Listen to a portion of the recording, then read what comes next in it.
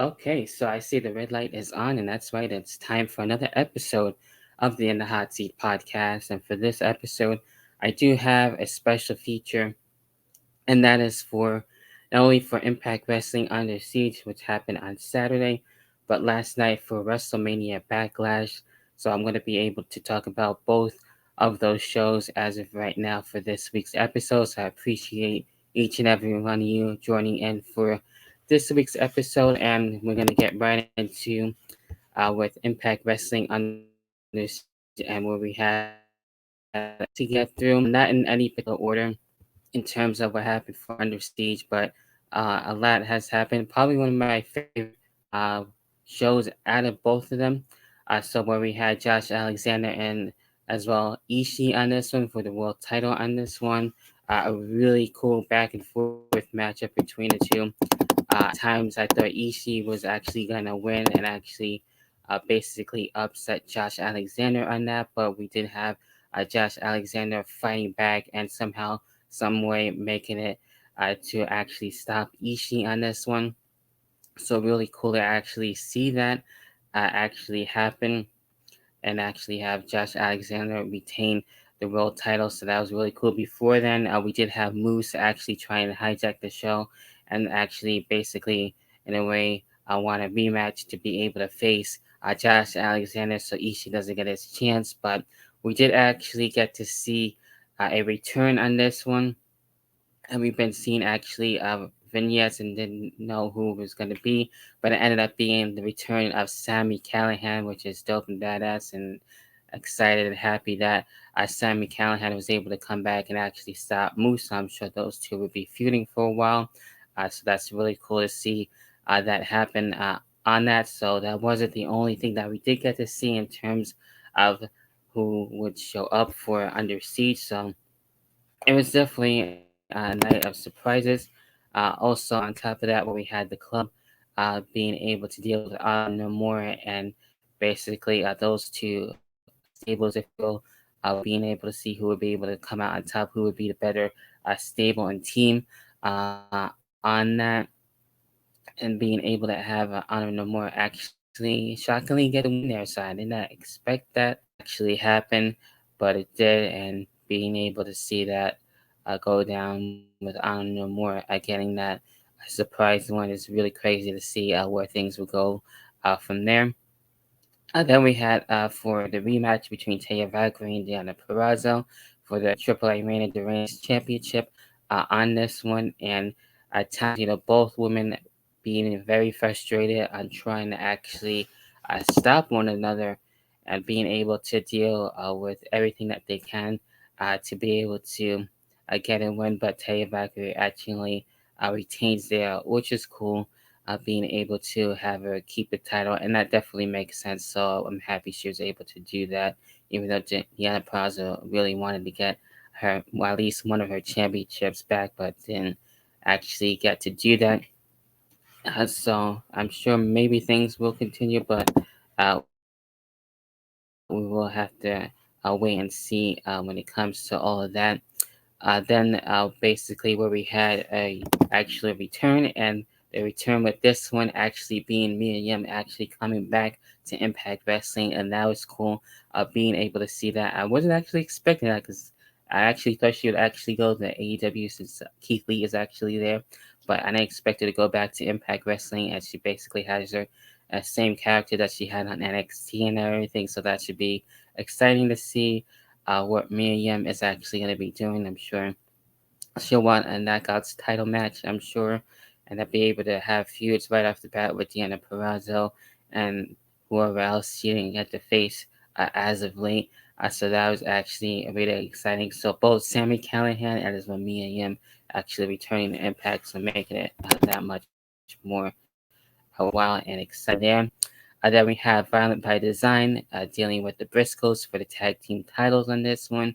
Another hard hitting back and forth matchup and everything. The Briscoes have been on fire basically uh, ever since, dealing with a lot with NWA and, dealing with making their rounds and everything, and actually getting the tag team titles, which is really cool. I saw that happening, and it definitely makes sense. And very well worth it for the Briscoes, since they have been on the roll. So I'm curious to see who will be able to deal with them on that in terms of who actually face them or not. That remains to be seen. So we'll see what happens when it comes to all of that. We didn't get to see who are actually um, be out of that whole deal, especially like with the last time, because when we had that basically 8 teams dealing with the last time for the tag team title. So, um, Ziggy Dice and as well his team with Johnny Swinger, they didn't get to either advance, so they were one of the teams. So they didn't get to actually move on any further from the last time I didn't get to mention. But in this one, they didn't get to be in this one because with Valiant by Design retaining the tag team titles, then we had the Briscoes, and then being able to have them deal with Violent by Design, of course, the Briscoes winning. So very interesting and very awesome. Like I said, having the Briscoes win there. As a side note, Tasha Steelz and Havoc on this one, basically Havoc coming to the aid of Rosemary and actually wanting to help things out and actually get the Knockouts title. Being able to see these two, especially Tasha Steelz dealing with and Havoc in a different type of match between each of them was interesting to see how they would be able to come out top. Tasha Steelz being able to challenge in her Trish Stratus, which is really cool, and she actually was able to win and retain the Knockouts title. So anything can really happen in terms of who she'll face. Again, Miriam, now that she's back, could be one of those people that she could be facing. I could see that. That would be a really awesome match to see, especially for Slammiversary, which is upcoming, the next pay per view. The main ones anyway, after next month. So in July for Slammiversary. So that should be really something to see there if it doesn't happen for the next pay per view. Then we have Chris Sabin and Steve Macklin. Steve Macklin, basically dealing with a lot lately and wanting to be in the main event and holding his own and being able to try and stop Chris Sabin. And I believe being able to have Chris Sabin get the win from my understanding for what I remember in this one, but these two actually had a really good back and forth match. Then we had Alex Shelley and Mike Bailey on this one. Those two having a really good back and forth match, and I believe Alex Shelley being able to get the win. So basically, the Motor City Machine Guns and two different separate matches for those two. And then we got into with Ace Austin and Trey Miguel. These two having a really cool back and forth matchup, and these two knowing each other so well, especially in their division, the X Division Championship, and being able to have Ace Austin retain on that. So that definitely makes sense on that. Then we get to that goes on the Jacqueline being on there, and as well Giselle Shaw, as well Madison Rain on that one. And actually, Giselle Shaw dealing with Alicia Edwards, so maybe those two are looking to be an actual new tag team, and Giselle actually getting the win there. So that's basically everything that happened for Impact Wrestling Under Siege. So one of my favorites out of the whole weekend for that in terms of Impact Wrestling. So now we get into for what happened for last night, and that is for WWE Wrestlemania Backlash on that. And started things off very strong where we had Cody Rhodes and Seth Rollins at the rematch. And this one is looking to definitely continue on that. And basically, definitely didn't disappoint. They had a really good chemistry between the two. And Seth Rollins feeling like he had a chance in actually stopping Cody Rhodes this time. But Cody Rhodes just actually comes back and actually defeats him. So I'm thinking, and I heard this too, everyone talking about it and being able to have Hell in the Cell next month and being able to have these two deal with the Hell in the Cell match. I think that would be really cool to see. I feel like that would actually, if it got the chance to actually finish the feud, but I can see this being more of a long term feud and everything. So I've seen it in the Hell in the Cell will be definitely crazy, and they can do a lot there in terms of things that they didn't get to do before. So to go the extra mile and have it be in the Hell in the Cell match, I think that would be just again insane to actually be able to see that. So that was a really cool way to start things off for WrestleMania Backlash. Then we had another rematch in terms of with Bobby Lashley and Omos. And these two actually being impressive, especially for two big guys, being able to deal with one another once again. This time, MVP actually being the manager for Omos on this. So being able to have Bobby Lashley, I believe, dealing with the loss actually this time and almost actually standing tall. So they're basically even on this. So we'll see if there would be another match going for Hill in the cell between the two. So that does remain to be seen. I feel like it will be able to continue on this. So I've been actually pretty surprised on the outcome, how things have been able to turn out between the two. To AJ Styles and Edge and Baylor. We had Darius Band from Ring and being able to have that one-on-one matchup between the two.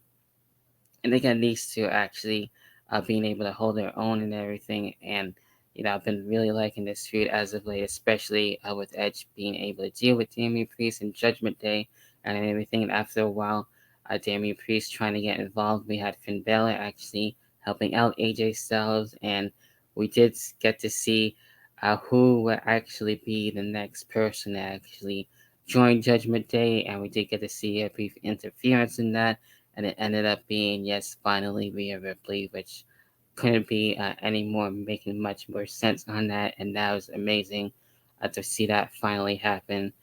So Edge able to not only get being able to get the win there, but actually aligning himself with Rhea Ripley and Damian Priest now. So that's going to be really cool, especially with Rhea Ripley dealing with frustrations in the tag team division. So now being able to deal with Edge and Judgment Day, that should be more exciting and see where she were able to deal with things. I'm sure she'll want to be able to deal with unfinished business with Liv Morgan, deal with the Raw Women's Championship and everything, and be more of a single star in terms of dealing with that side and still being with Judgment Day. So there's a lot of things that can actually happen, especially with Rhea Ripley being in Judgment Day, and she's definitely going to be amazing at that. So I'm really happy that we're able to see that happen.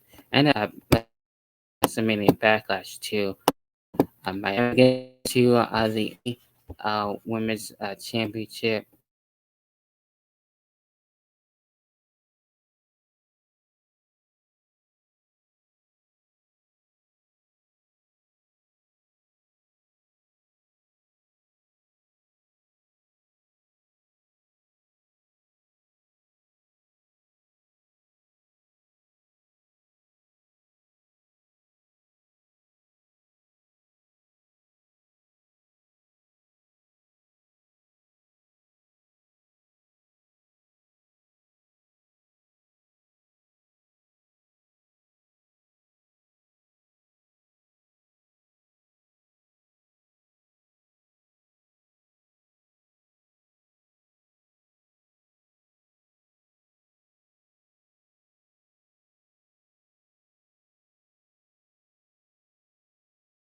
Let me see.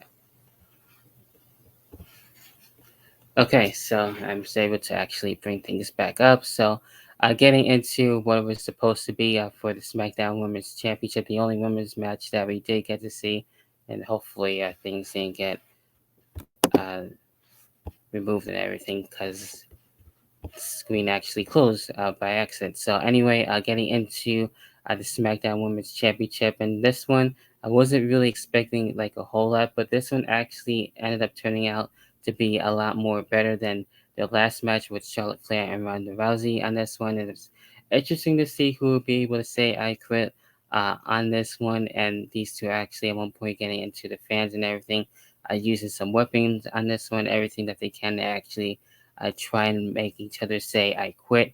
But with this one, we actually did see Ronda Rousey make Charlotte Flair say I quit, and I could see that, and actually having her be the SmackDown Women's Champion.